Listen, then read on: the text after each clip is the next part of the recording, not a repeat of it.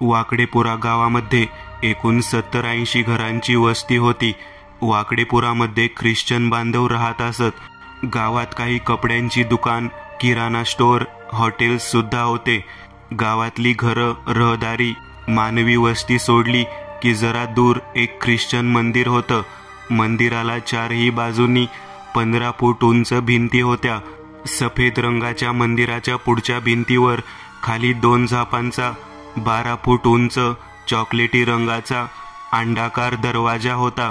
त्या मोठ्या दरवाजावर भिंतीच्या वर एक लाकडी क्रॉस बसवलेला होता आणि दरवाजाच्या दोन्ही तर्फे थोडं दूर 4 फूट अंतर सोडून 2 झापांच्या विविध रंगीबेरंगी काचेच्या 2 झापांच्या बंद खिडक्या होत्या. ख्रिश्चन मंदिराच्या अवतीभोवतीचा परिसर सोनेरी गवताने सजलेला होता. उन्हाच्या गरम झळ्यांनी गवत पार करपून गेलं होतं. ख्रिश्चन मंदिर वाकडे गावापासून लांब होतं, म्हणूनच मंदिराजवळ 60-70 मीटर अंतरापर्यंत घर वगैरे दिसत नव्हती. होती ती फक्त मक्याची उंच उंच वाढलेल्या कणसाची झाडे, जी मुर्द्यासारखी जागेवर उभी होती.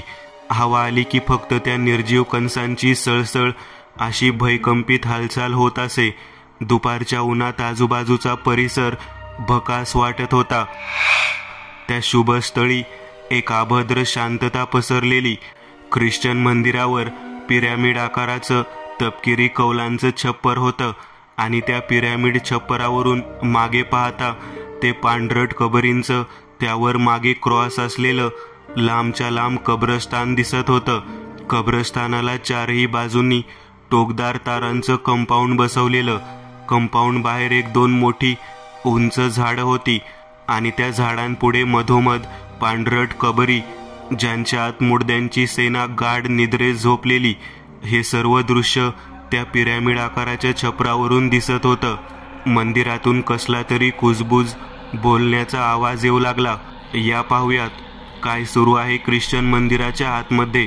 ख्रिश्चन मंदिरात एक मोठा विशाल हॉल दिसून येत होता. हॉलमध्ये डाव्या आणि उजव्या बाजूला त्याच रंगीबेरंगी काचेच्या 2 बंद खिडक्या होत्या.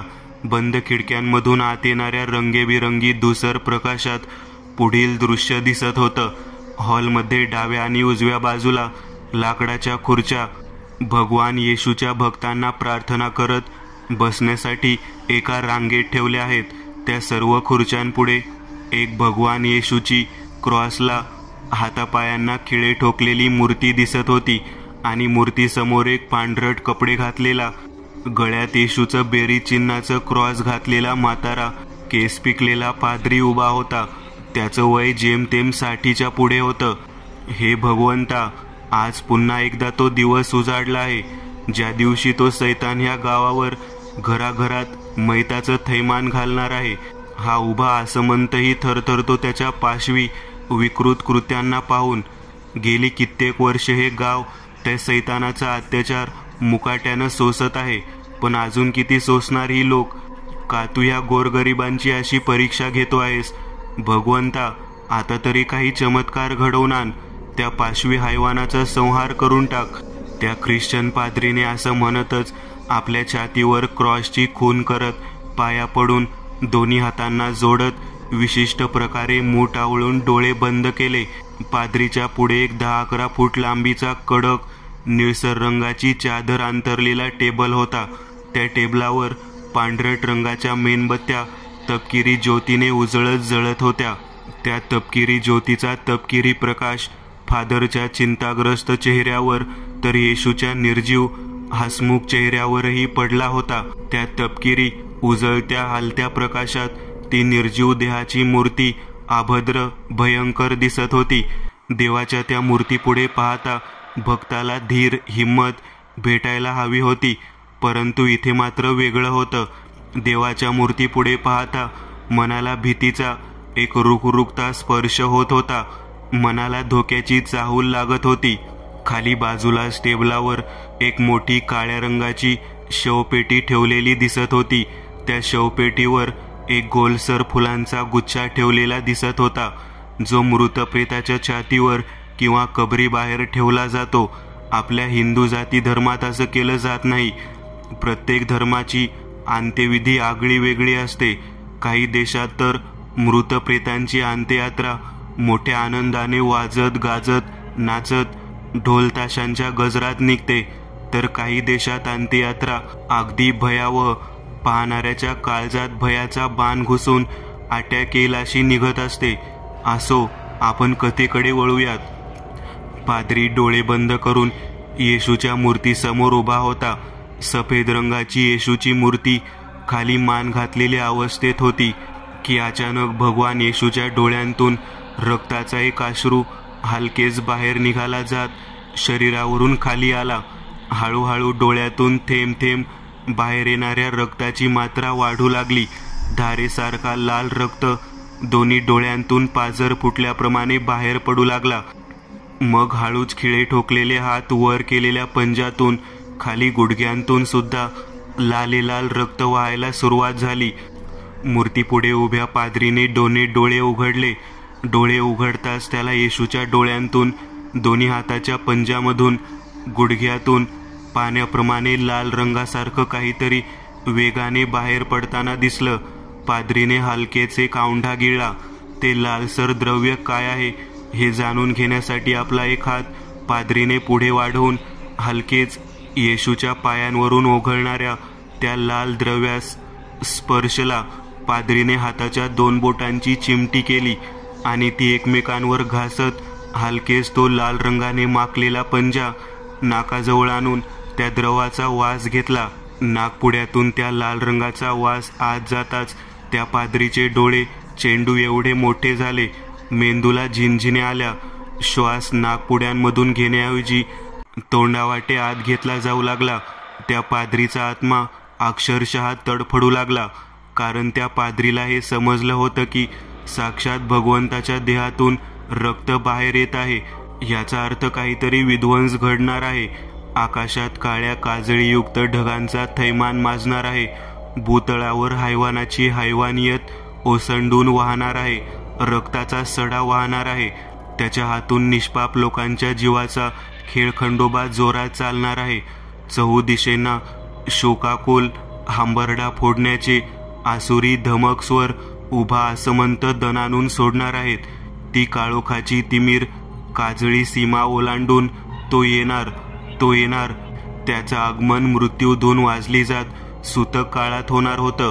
काळ्या ढगांनी गराडा घातलेल्या आकाशात जोरदार वीज कडाडली. एक मोठा कांटाळ्या बसवणारा आवाज आणि निळसर शॉर्ट सर्किट सारखा प्रकाश पूर्णतः वाकडे गावावर अभद्र सावटाप्रमाणे पहुडला. नि त्याच वेळेस ख्रिश्चन मंदिराबाहेर अचानक एक ट्रकचं लालसर चाक पुढे येऊन ख्रिश्चन मंदिराच्या प्रवेश चौकटीपासून थोडं दूर येऊन थांबलं. ट्रकचं लाकडी दार करकर करत उघडलं. मग दारातून एक 8 फूट उघड्या शरीराची पांढरी फट आकृती उडी मारून खाली उतरली. त्या आकृतीच्या चॉकलेटी रंगाची पॅन्ट, पायातले चकचकीत बूट, खालची माती हवेत उडवत काही क्षण तिथेच थांबले. मग थोड्या वेळाने हळूच त्या आकृतीने आपले पाऊल मंदिराच्या बंद दाराच्या दिशेने वाढवायला सुरुवात केली. तसा चालताना त्या आकृतीच्या चकचकीत बुटांचा आवाज होऊ लागला. ओ माय गॉड, अरे माझ्या देवा, तो आला. पाद्रीची पाचावर धारण बसली. ट्रकचा आवाज त्यांनीही ऐकला होता. ह्याचा अर्थ ते आलं होतं व ते अभद्र ध्यान एका साधारणशा दरवाजामागे उभं होतं. पाद्रीने कटाक्ष त्या बंद दरवाजावर टाकला. अद्याप बाहेरून कसलीही हालचाल झाली नव्हती. पण पुढे होणार नाही ह्याची शाश्वती कोण देणार? ते साधारणसं द्वार त्या अभद्र तामसी पाशवी शक्तीला किती काळ रोखू शकणार होतं? त्या हैवानाच्या एका लाथाडानेही द्वाराचा चकनाचूर होईल हे पाद्रींना ठाऊक होतं. आजूबाजूला विस्फारलेल्या नजरेने कुठे काही लपायला जागा मिळते का हे पाद्री पाहू लागले की तेवढ्यात दाराच्या दोन्ही झापा करकर करत उघडल्या. बाहेरचा काळोखी प्रकाश हलकेच मंदिरात शिरला. नि दारात उभ्या असलेल्या त्या पांढऱ्या फट्ट बलदंड बाहू पार्थवी देहाच्या सैतानाच्या 2 विषारी हिरवटमय डोळ्यांना मंदिरात कोणीच दिसलं नाही. एक घोगरा खवखवता आवाज त्या मंदिरात घुमला. रामचंदचे काळे कोळशासारखे धारदार दात बोलताना दिसत होते. मी आलोय फादर, बघ मी पुन्हा आलोय. गेल्या वेळेस तुम्ही मला अडकवलत कारण तुझा बाप या गावात होता, पण आता तर तोही जिवंत नाही. मग आता कोण आहे तुमचा वाली? कोण आहे तुमच्या सोबत? मला माहितीये तू इथेच लपलायस म्हाताऱ्या, आणि सर्व काही ऐकतो आहेस. ये बाहेर, तुझ्या चमनगोट्याला ह्या मंदिराच्या दाराला टांगतो. ये. रामचंदने हलकेच आपला डावा पाय मंदिरात टाकला. क्षणार्धात येशू समोर जळणाऱ्या अगरबत्त्या विझल्या. त्याच्या चकचकीत बुटाचा आवाज झाला भिंतीवर आदळत. मग संपूर्णतः मंदिरात शेवटला खुर्च्यांचा आसरा घेऊन लपलेल्या पाद्रीच्या कानात शिरला. मोठमोठाल्या 5 पावलांच्या ढेंगा टाकून त्या सैतानाने भगवान येशूला गाठलं. भयंकर पाशवी हसू. ए म्हाताऱ्या, बघ तुझा हा देव. इतक्या जवळ उभा असून सुद्धा काहीही करू शकत नाही तो माझं. रामचंद आपले दोन्ही हात हवेत धरत येशूच्या मूर्तीकडे पाहून म्हणाला. इकडे पाद्री खुर्च्यांमधून मार्ग काढत अगदी शिताफीने हळूहळू उघड्या दरवाजाच्या दिशेने जायला निघाले. भीतीपोटी ते कधी मागे तर कधी पुढे पाहत होते. मागे पाहताच त्या सैतानाचा कमरे इतका उघडा मृत कलेवरासारखा पांढरा पट्ट देह दिसत होता.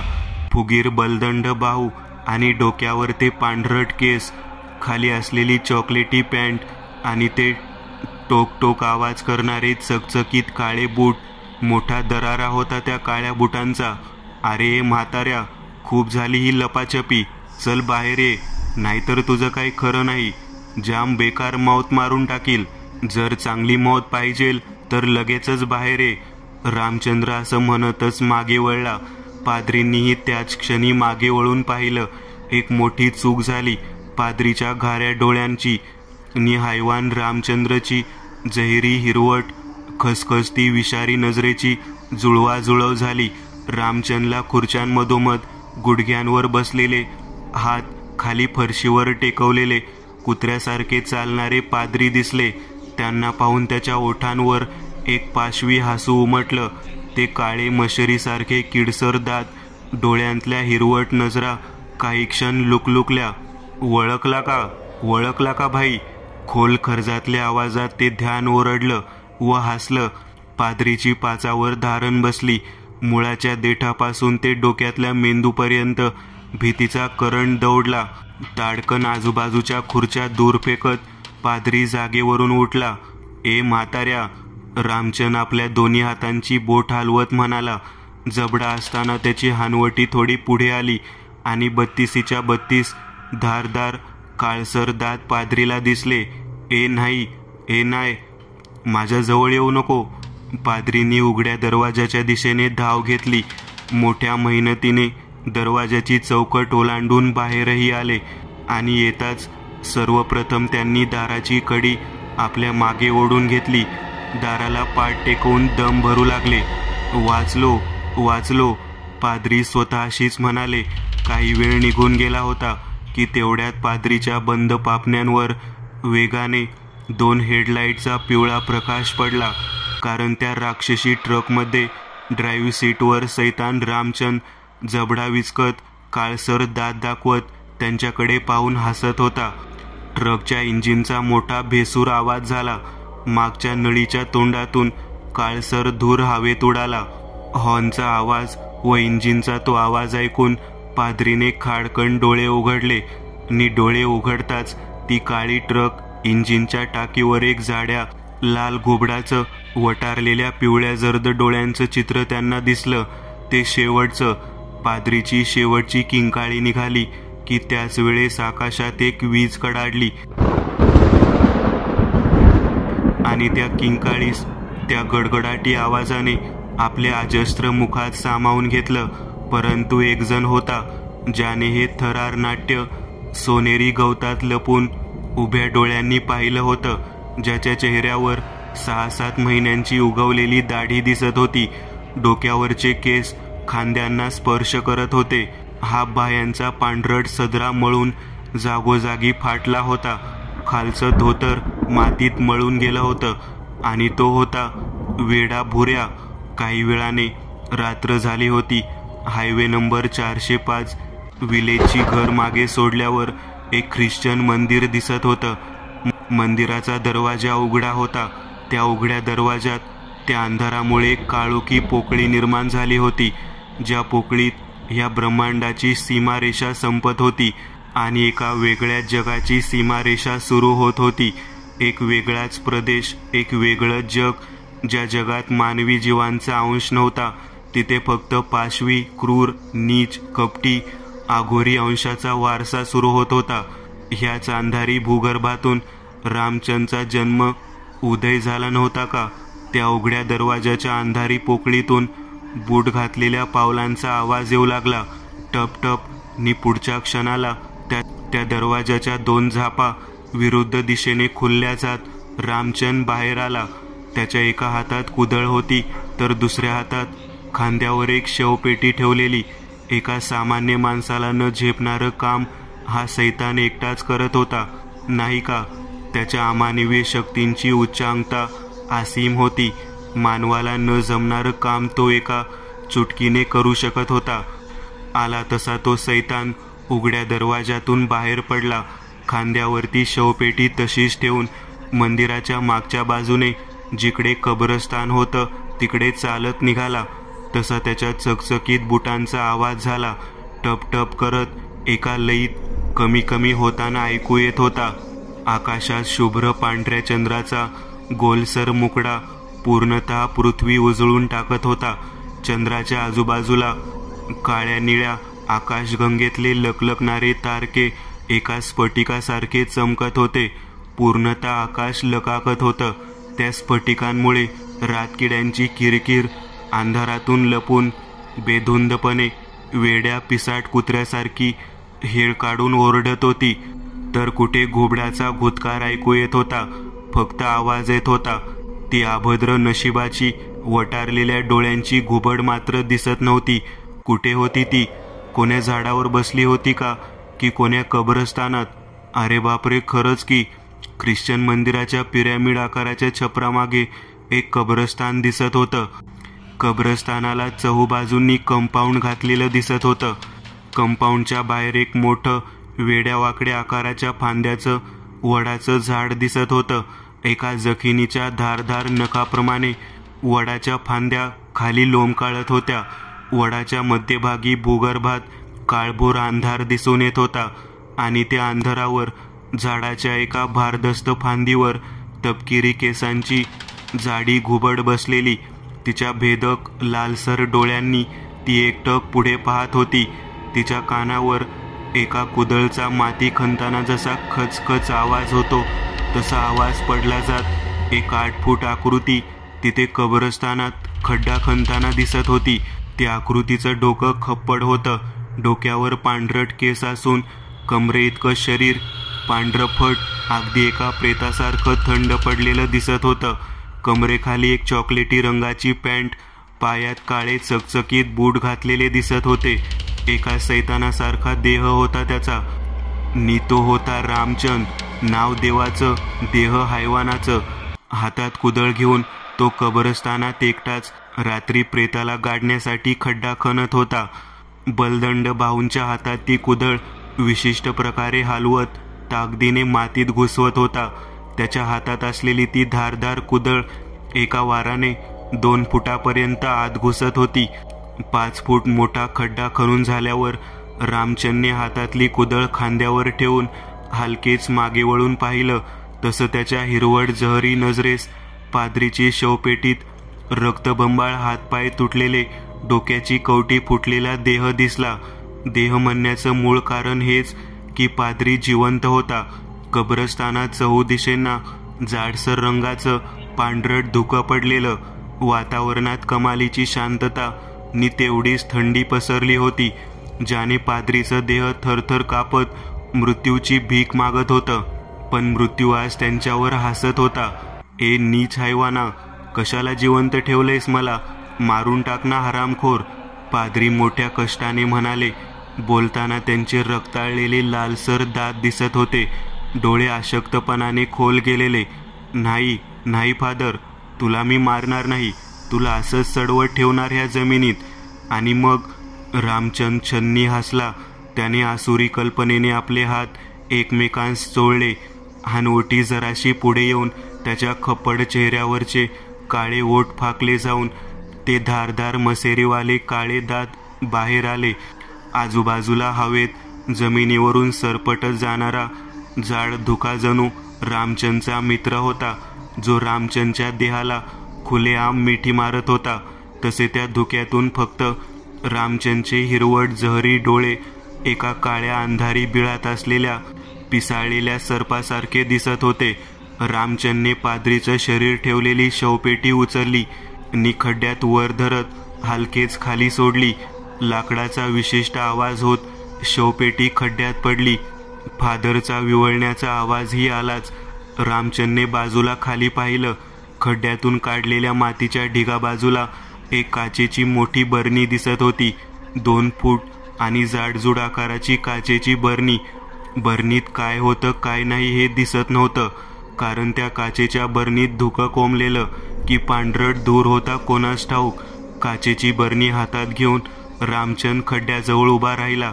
त्याने हिरवट लकाकत्या डोळ्यांसहित एक कटाक्ष फादरवर टाकला. मग एका हाताने बरणी पकडून दुसऱ्या हाताने तिचं चॉकलेटी गोल झाकण गोल गोल भिंगवत खोलू लागला. 10-12 सेकंद निघून जाताच झाकण खुललं. तसं आतलं धुकं वाफ बाहेर आली. रामचंदच्या चेहऱ्यावरून वर जात आजूबाजूच्या धुक्यात मिसळली. रामचंदने हलकेच एका हिरवट डोळ्याने त्या बरणीत पाहिलं. मोठं किळसवानं दृश्य. वळवळणाऱ्या पांढरट रक्तचुसकी आळ्या, कोकरोच, मोठमोठ्या लालसर विषारी डंकमय मुंगळ्या, जाडजूड 1 फूट आकाराच्या घोणी, नाना तऱ्हेच्या विषारी किळसवान्या, वळवळणाऱ्या किड्यांचा खारमा भरला होता. रामचंदने ती बरणी हलकेच एक हात वर करत थोडीशी वर नेत हलकेच बिनाधार करत वरून त्या शवपेटीत सोडली. भुकेलेल्या खाद्य मिळावं तशी ती आघोरी कीटक बाहेर येताच पाद्रीच्या शरीरावर तुटून पडून मोठमोठ्या मुंग्या, आळ्या, घोणी नाकातोंडातून, कानामधून शरीरात घुसल्या. आतून शरीर पोखरू लागल्या. कानामधून शरीरात घुसल्या. आतून शरीर पोखरू लागल्या.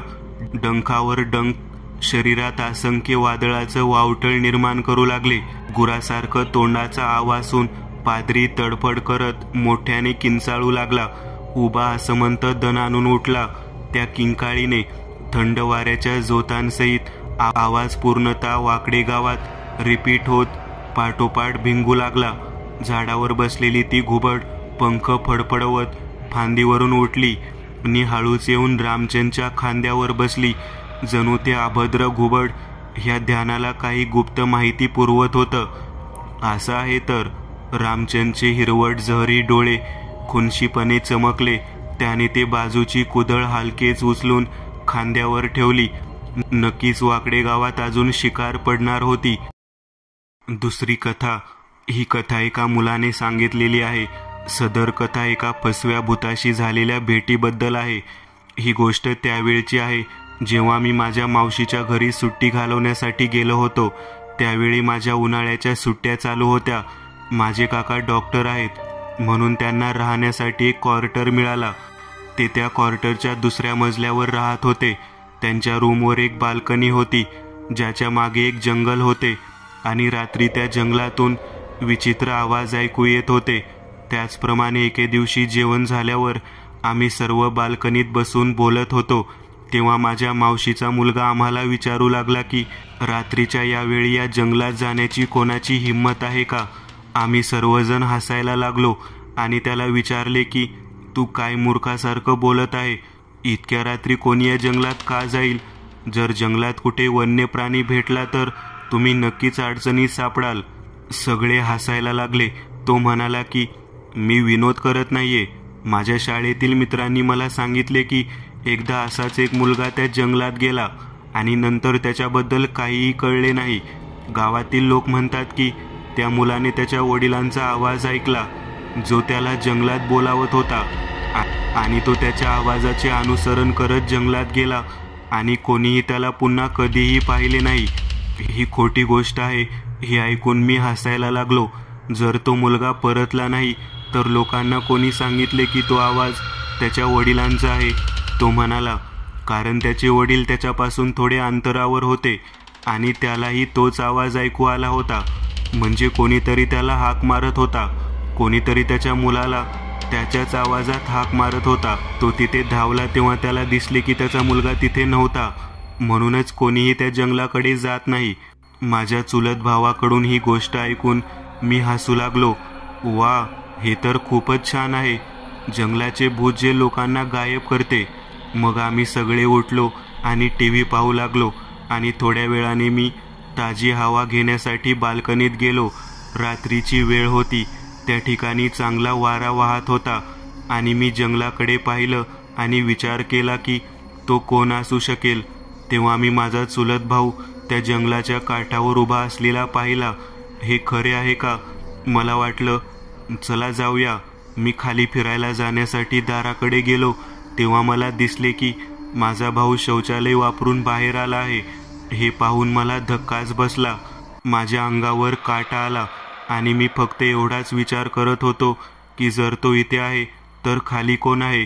मी त्याला सांगितले की तू खाली आहेस, तू या बाथरूममध्ये कधी आलास? तो म्हणाला की मी इथेच आहे, मी बाथरूमलाही गेलेलो नाही. तू काय म्हणत आहेस? मी त्याला सांगितले की मी तुला त्या जंगलाच्या काठावर पाहिले होते आणि तू मला फोनही करत होतास. तो म्हणाला, विनोद करू नकोस. तुम्हाला काय वाटते? मला भीती वाटेल.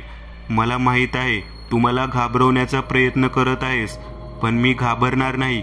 असे म्हणत तो टीव्ही पाहायला गेला. मी जे पाहिले त्यावर माझा विश्वासच बसत नव्हता. त्याच रात्री मी झोपेत असताना मला कोणीतरी हाक मारल्याचा आवाज आला. तो कोणीही असो, तो मला सांगत होता की मी इतके दिवस तुझी वाट पाहत होतो पण तू आला नाहीस. बघ, लवकर ये. मग आपण दोघेही एकत्र या जंगलात फिरू. यावेळी आवाज माझ्या भावाचा नव्हता तर एका म्हाताऱ्या माणसाचा होता जो बराच उंच होता आणि खूप सिगारेट ओढत होता. मला रात्रभर त्याचा आवाज ऐकू येऊ लागला आणि मग सकाळी मी हे सर्वांना सांगितले तेव्हा सर्वांनी मला सांगितले की अशा गोष्टी इथे सामान्य आहेत. काही दिवसानंतरही मला त्या जंगलातून आवाज येत राहिले. मग ते आवाज थांबले. या घटनेनंतर काही दिवसांनी माझे वडील मला घ्यायला आले कारण माझ्या उन्हाळ्याच्या सुट्ट्याही संपणार होत्या. त्या जंगलात राहणारे लोक छलावा म्हणतात आणि जो त्याच्या मागे जातो तो कधीही परत येत नाही.